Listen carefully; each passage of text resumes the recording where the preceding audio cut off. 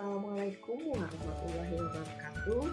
Apa kabar anak-anak ibu yang hebat? Semoga kalian selalu sehat ya dan selalu dalam perlindungan Allah Subhanahu wa taala. Ketemu lagi dalam mata pelajaran Otomatisasi Tata Kelola Kepegawaian kelas 12. Nah, adapun pada kesempatan kali ini kita akan membahas mengenai pensiun pegawai. Masih bersama Ibu Reni Sartika.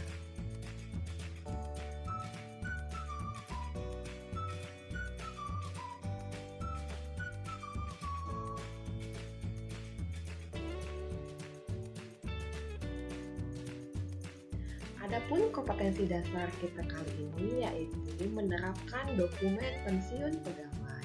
Sedangkan tujuan pembelajaran yang diharapkan yaitu peserta didik dapat menerapkan dan menyiapkan dokumen pensiun pegawai.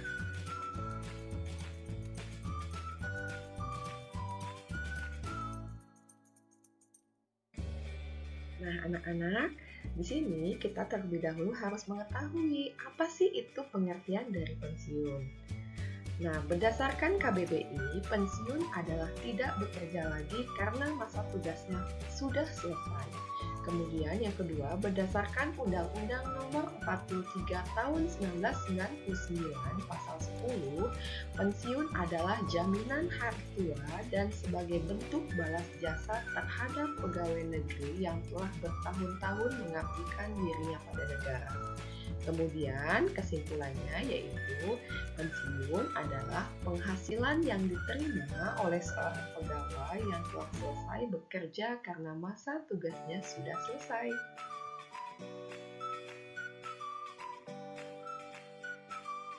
Kemudian untuk tujuan pensiun. Nah, anak-anak di sini ada beberapa tujuan. Yang pertama yaitu meningkatkan loyalitas dan motivasi eksternal pegawai. Yang kedua, sebagai bagian dari sistem kompensasi. Yang ketiga, sebagai kewajiban moral. Yang keempat, memberikan rasa aman pada kehidupan pegawai. Yang kelima, mengembangkan kesejahteraan masyarakat. Dan yang keenam, sebagai penghargaan atas jasa dan pengabdian pegawai.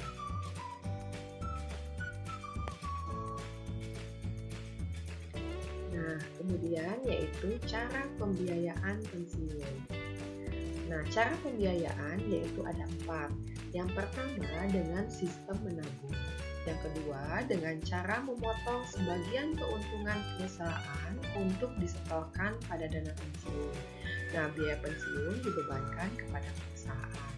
Yang ketiga, pembiayaan pensiun dibebankan kepada pegawai beberapa persen dan dibebankan pada perusahaan berapa persen, tergantung pada peraturan yang berlaku di perusahaan. Kemudian yang keempat, pembiayaan pensiun dilakukan oleh pegawai, perusahaan, dan pemerintah. Hal ini yang digunakan oleh PNS dengan memotong gaji tiap bulan.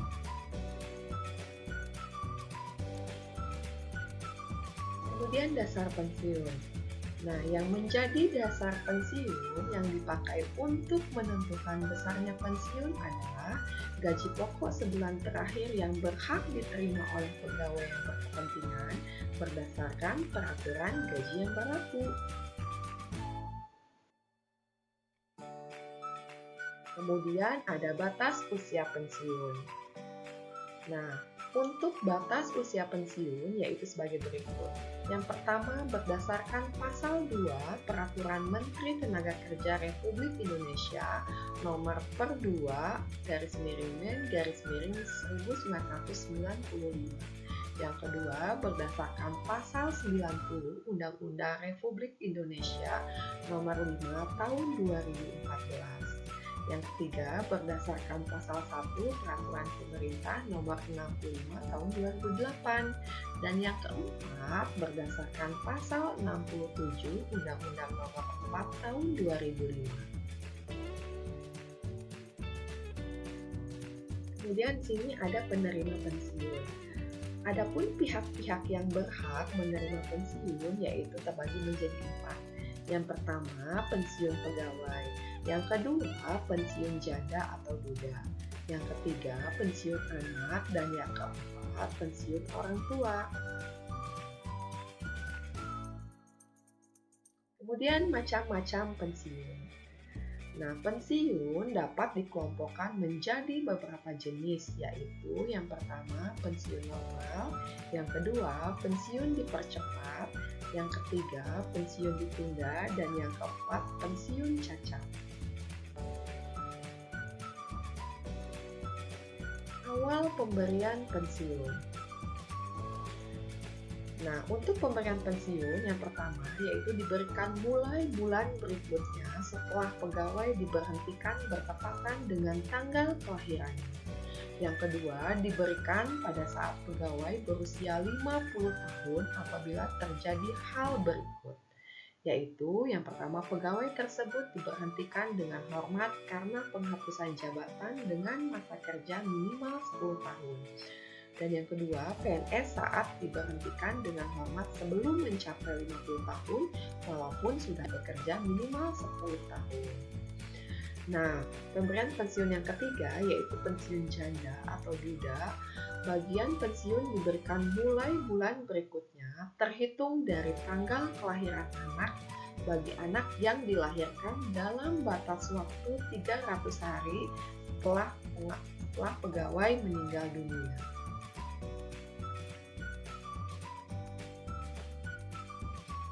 Kemudian ada akhir pemberian pensiun.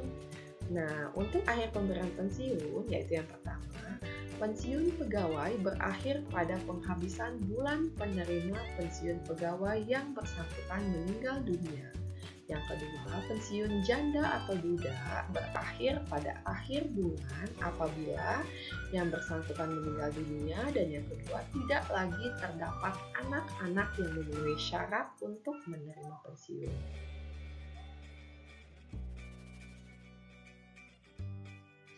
Nah, adapun untuk pendaftaran istri, suami, anak sebagai penerima pensiun janda atau duda yaitu yang pertama, pendaftaran istri, suami, atau anak sebagai yang berhak menerima dana pensiun janda atau duda harus dilakukan oleh pegawai negeri. Yang kedua, pendaftaran lebih dari seorang istri harus dilakukan dengan pengetahuan setiap istri yang didaftarkan. Yang ketiga, harus dilakukan waktu 7 tahun sesudah perkawinan atau kelahiran. Nah, adapun dokumen pengurusan pensiun. Ketentuan-ketentuan mengenai dokumen pengurusan pensiun yaitu yang pertama, untuk dokumen yang sudah dikeluarkan oleh suatu lembaga resmi yang berhak. Dokumen tersebut hanya perlu digandakan atau diperbanyak untuk digunakan sebagaimana mestinya. Contohnya yaitu SK, baik itu SK CPNS maupun SK PNS. Yang kedua surat kematian, yang ketiga surat nikah, dan yang keempat ijazah dan lain-lain.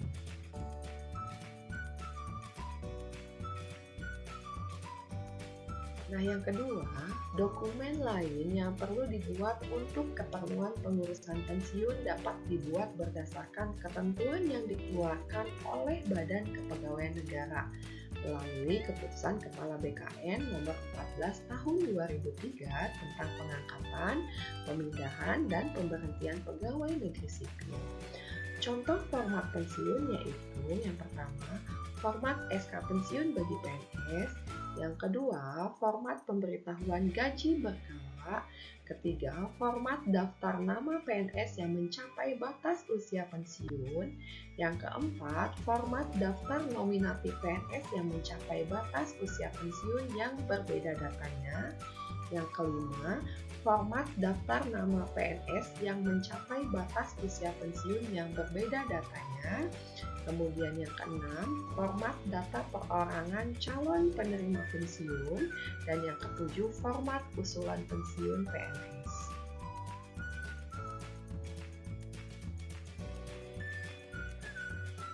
Yang kedelapan, format pensiun PNS yang cacat karena dinas. Yang kesembilan, format pensiun janda atau duda yang meninggal dunia. Yang ke-10, format usulan kenaikan pangkat dan pensiun. Yang ke-11, format usulan pensiun PNS yang belum mencapai batas usia pensiun. Yang ke-12, format pertimbangan teknis Kepala BKN tentang pensiun PNS dengan hak pensiun. 13, format pertimbangan teknis Kepala BKN tentang kenaikan pangkat pengabdian PNS.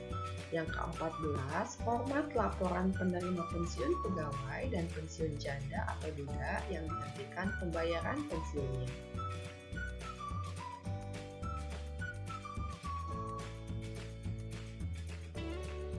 Nah, anak-anak, sekian pemaparan materi dalam video pembelajaran kali ini. Ada tugas nih untuk kalian. Tugasnya apa ya? Nah, tugasnya kalian membuat rangkuman dari video yang barusan kalian amati. Selamat mengerjakan dan tetap semangat ya. Sampai ketemu lagi di video pembelajaran selanjutnya. Wabillahi taufiq wal hidayah. Wassalamualaikum warahmatullahi wabarakatuh.